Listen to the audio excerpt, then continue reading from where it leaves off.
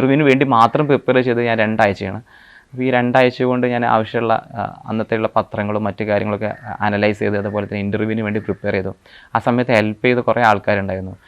ഉദാഹരണത്തിന് ഐലൻഡിലെ ഷിനാസ്ക, അതുപോലെ തന്നെ ഫോർച്യൂണിലെ നിതിൻ മേനോൻ സാർ, ഇവരൊക്കെ ഭയങ്കരമായിട്ട് ഹെൽപ്പായിരുന്നു. ഇവരെന്നെ ഇങ്ങനെ മൗൾഡ് ചെയ്തുകൊണ്ടേയിരുന്നു. നമ്മളെ ഇൻ്റർവ്യൂവിലുള്ള ആൻസേഴ്സും മറ്റും പലതും മൗൾഡ് ചെയ്തുകൊണ്ടേയിരുന്നു. അങ്ങനെ അവസാനം ഞാൻ ഇവിടുന്ന് പോകുന്ന സമയത്ത് അങ്ങനെ ഡൽഹിയിലെത്തി. കേരള ഹൗസിലായിരുന്നു താമസം ഉണ്ടായിരുന്നത്. അതിനുശേഷം ഞാൻ പോവുകയാണ്. അപ്പോൾ ഞാൻ ഒരു മുൻധാരണകളും ഇല്ലാതെയാണ് ഞാൻ UPSC ഭവൻ്റെ ഉള്ളിലേക്ക് കയറുന്നത്. അപ്പോൾ എനിക്ക് മനസ്സിലായി എൻ്റെ ബോർഡ് എന്നുള്ളത് ലഫ്റ്റനൻറ്റ് ജനറൽ രാജു ശുക്ലയുടെ ബോർഡാണെന്ന് മനസ്സിലായി. അങ്ങനെ ബോർഡിലേക്ക് കയറിയ സമയത്തിന് പെട്ടെന്ന് തന്നെ ചോദ്യം വന്നത്, നിങ്ങൾ ഹിസ്റ്ററി ബാക്ക്ഗ്രൗണ്ട് ആണല്ലേ എന്ന് ചോദിച്ചു. അപ്പോൾ ഞാൻ പറഞ്ഞു യെസ് സാർ, ഞാൻ ഹിസ്റ്ററി ബാക്ക്ഗ്രൗണ്ടിൽ നിന്നാണ് വരുന്നത്. നിങ്ങളാണ് ഗ്രാജുവേഷനിലും പോസ്റ്റ് ഗ്രാജുവേഷനിലും ഹിസ്റ്ററി ആണല്ലേ, എങ്കിൽ നിങ്ങൾ പറയാമോ എന്താണ് ആർട്ടിഫിഷ്യൽ ഇൻ്റലിജൻസും ഹിസ്റ്ററിയും തമ്മിലുള്ള ബന്ധം എന്താണെന്ന് ചോദിച്ചു. ഭയങ്കര 2 ദ്വന്ദ്ങ്ങൾ കിടക്കുന്ന കാര്യങ്ങളാണ് അവർ പെട്ടെന്ന് ചോദിക്കുന്നുണ്ട്. ഞാൻ ഭയങ്കര ക്രിയേറ്റീവായിട്ടുള്ള ആൻസർ പറഞ്ഞു. ടെക്നോളജി എന്ന് പറയുന്നത് ഭയങ്കര ന്യൂട്രലായിട്ടുള്ളൊരു കാര്യമാണ്, ഹ്യൂമാനിറ്റിക്ക് വേണ്ടി നമ്മൾ പ്രോഗ്രസീവായിട്ട് യൂസ് ചെയ്യാൻ പറ്റുന്ന കാര്യമാണെന്ന് പറഞ്ഞിട്ട് ഭയങ്കര ഒരു ആൻസർ പറഞ്ഞു. അതുപോലെ തന്നെ പിന്നെ പുള്ളി ക്വസ്റ്റ്യൻസൊക്കെ തുറന്നു. അങ്ങനെ ഓരോരുത്തരായിട്ട് ക്വസ്റ്റ്യൻസൊക്കെ വന്നു. അവസാനം എനിക്ക് ഒരു ക്വസ്റ്റ്യൻ കിട്ടി. നമുക്ക് കുറച്ചുകൂടി പലപ്പോഴും UPSC ബോർഡ് മെമ്പേഴ്സ് നമുക്ക് അവരെ ഇമ്പ്രസ് ചെയ്യിക്കാൻ, അല്ലെങ്കിൽ നമുക്ക് നല്ല ആൻസർ പറയാൻ വേണ്ടി ഏതെങ്കിലും ഒരു ക്വസ്റ്റ്യൻ സെറ്റ് ചെയ്ത് വെക്കാറുണ്ട്. അതുപോലെ ചോദിച്ചൊരു ക്വസ്റ്റ്യൻ ആയിരുന്നു, എന്താണ് the essence of the preamble of Indian constitution എന്താണെന്ന് ചോദിച്ചു എന്നോട്. അതിൻ്റെ സത്ത എന്താണെന്ന് എന്നോട് ചോദിച്ച സമയത്ത് അതെനിക്കൊരു മൊമെൻ്റ് ആയിരുന്നു. ആ മൊമെൻ്റ് എനിക്ക് മനസ്സിലാകാൻ പറ്റുമായിരുന്നു, ഇത് എനിക്ക് 6 അടിക്കാനുള്ള ഒരു ബോളാണെന്ന് എനിക്ക് തോന്നി. അപ്പോൾ ആ സമയത്ത് ഞാൻ ഇതുവരെ പഠിച്ചപ്പം മർക്കസിലാവുന്ന സമയത്തായാലും തൈലിമിലാണെങ്കിലും അല്ലെങ്കിൽ നമ്മുടെ ജാമ്യ മില്ലയിൽ പഠിക്കുന്ന സമയത്ത് അവിടെ ഒരുപാട് ഇനീഷ്യേറ്റീവ്സ് ഉണ്ടായിരുന്നു. അവിടെയൊക്കെ പഠിച്ച് നമ്മൾ ആ പ്രസംഗ പാഠവും നമ്മൾ ആ ക്രിയേറ്റിവിറ്റിയൊക്കെ ഉണ്ടല്ലോ, അതെല്ലാം യൂസ് ചെയ്തുകൊണ്ട് ഞാൻ അവിടെ ആൻസർ പറഞ്ഞു. ഭയങ്കര എനിക്ക് തന്നെ ഇപ്പോൾ നമ്മൾ പലപ്പോഴും നമ്മുടെ ആൻസറിൽ സാറ്റിസ്ഫാക്ഷൻ തോന്നാറില്ല, പക്ഷേ ഈ ആൻസർ എനിക്ക് ഭയങ്കര സാറ്റിസ്ഫൈഡ് ആയിരുന്നു.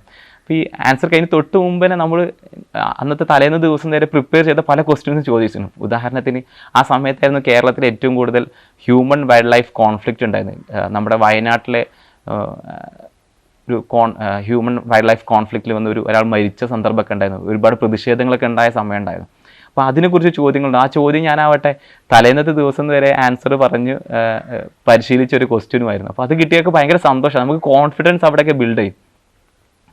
ഞാൻ അവസാനത്തെ ഈ ചോദ്യം ചോദിച്ച സമയത്ത് ഞാൻ ആൻസർ പറഞ്ഞ സമയത്ത് പൊതുവേ ചെയർമാൻ ഒരു ബോർഡിലുണ്ടാവുക 5 മെമ്പേഴ്സ് ഉണ്ടാവുക, ചെയർമാൻ ഉൾപ്പെടെ 5 മെമ്പേഴ്സ് ഉണ്ടാവുക. അപ്പോൾ ചെയർമാൻ ആദ്യം ചോദ്യം ചോദിക്കും, പിന്നെ ഈ 4 പേർക്ക് ഓരോ ഊഴങ്ങളനുസരിച്ച് ചോദ്യം ചോദിക്കാനാണ് അവസരങ്ങൾ ഉണ്ടാവുക.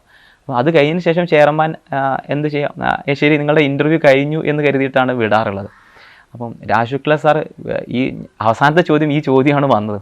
അപ്പോൾ ഇതിനുശേഷം പുള്ളി വീണ്ടും ആക്റ്റീവായിട്ട് എന്നോട് പല ചോദ്യങ്ങൾ ചോദിക്കുകയും പല ഹിസ്റ്റോറിയൻസിനെ പറ്റി ചോദിച്ചു. സച്ചിൻ സന്യാൽ, ജയ്സായ് ദീപക്, ഇവരൊക്കെ ഹിസ്റ്റോറിയൻസ് ആണല്ലോ, എന്താണ് ഇവരെക്കുറിച്ചുള്ള ഒപ്പീനിയൻ എന്താണെന്ന് ചോദിച്ചു. അപ്പോൾ ഞാൻ പറഞ്ഞു ഇവരെല്ലാവരും ഞാൻ കേട്ടിട്ടുള്ള ഹിസ്റ്റോറിയൻസ് ആണ്, പക്ഷേ ഞാൻ ഇവരുടെ പുസ്തകങ്ങളോ ഇവരുടെ ബുക്കൊന്നും വായിച്ചിട്ടില്ല.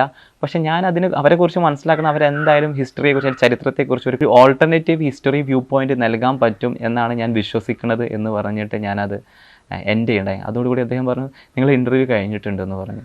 അപ്പോൾ ഞാൻ ഭയങ്കര അവിടെ നിന്ന് ഇറങ്ങുന്ന സമയത്ത് എനിക്കൊരു ഹാപ്പി ഉണ്ടായി. ഞാൻ വളരെ പതുക്കെ അവിടെ നിന്ന് എഴുന്നേറ്റിട്ട് ഇങ്ങനെ നമ്മൾ ആ ഇൻ്റർവ്യൂ റൂമിൽ നിന്ന് പുറത്ത് കിടക്കുന്ന സമയത്ത് തന്നെ ഭയങ്കര ഒരു നൈസ് ഫീലിംഗ് ഉണ്ടായിരുന്നു. ഓക്കെ, ഞാൻ ഇതുവരെ ചെയ്ത ഇൻ്റർവ്യൂവിൽ ഏറ്റവും നന്നായിട്ട് ചെയ്തൊരു ഇൻ്റർവ്യൂ ആണെന്ന് തോന്നി.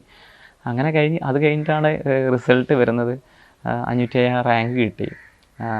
ഭയങ്കര സന്തോഷം പടച്ചവനോടും അതുപോലെ തന്നെ ഈ ഒരു ജേണിയിൽ കൂടെ നിന്ന പലപ്പോഴും എനിക്ക് സെൽഫ് ഡൗട്ട് ആവുന്ന സമയത്ത് എന്നിൽ കൂടുതൽ വിശ്വാസം അർപ്പിച്ചിരുന്നത് മാതാപിതാക്കളും ഗുരുക്കന്മാരും അധ്യാപകരായിരുന്നു. നിന്നെക്കൊണ്ട് പറ്റും എന്ന് പറഞ്ഞ അവരായിരുന്നു. പലപ്പോഴും ഞാൻ പിന്നോട്ട് അടിച്ചിട്ടുണ്ട്. ഓക്കെ, ഇത് നിർത്താമെന്ന് ഞാൻ തോന്നിയിട്ടുണ്ട്. പലപ്പോഴും കേരള PSCയുടെ കോളേജിയറ്റ് എക്സാം ഉണ്ട്, അസിസ്റ്റൻറ്റ് പ്രൊഫസർ ഇൻ ഹിസ്റ്ററി. അപ്പോൾ അത് കിട്ടിയ സമയത്ത് ഞാൻ കരുതി ഓക്കെ ഇനി എന്ത് ചെയ്യാം, അതിലേക്ക് ഫോക്കസ് ഷിഫ്റ്റ് ചെയ്യാം, സിവിൽ സർവീസ് തൽക്കാലത്തേക്ക് നിർത്താം എന്ന് കരുതിയിട്ടുണ്ടായിരുന്നു. അപ്പോൾ ആ സമയം പോലും ഇവരാണ് എന്നോട് പറഞ്ഞത് നിർത്തരുത്, വീണ്ടും പ്രിപ്പയർ ചെയ്യണമെന്ന് പറഞ്ഞത്. അപ്പം അങ്ങനെയാണ് ഞാൻ തുടരാൻ തന്നെ കാരണം. അങ്ങനെയാണ് ഈ ഒരു റാങ്കിലേക്ക് ഞാൻ എത്തിപ്പെട്ടത്.